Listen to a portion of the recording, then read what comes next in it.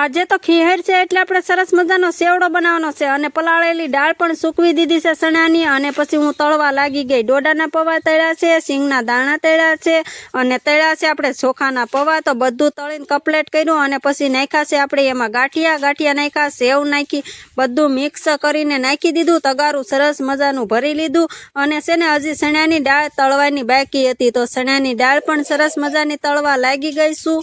આટલી વારમાં તો આપણે આ બધું તળી કાઢવીને કપલેટ કરી નાખ્યું। ચણાની દાળ પણ સરસ મજાની તળી નાખી, ચણાની દાળ તળી નાખી અને સેવડાની વસ્તુ પણ બધી તળાઈ નાખી। આટલી વારમાં તો છે ને પ્રેમભાઈ આવી ગયા છે ગાયને ટેઠવા દેવા માટે। તો સરસ મજાના ગાયને ટેઠવા પણ આપી દીધા છે અને પછી તો મેં ચા બનાવી એ લોકો માટે જ। ગાયને ટેઠવા દેવા આવે એટલે ચા તો બનાવવી પડે તો સરસ મજાની બધાને ચા પાઈ દીધી।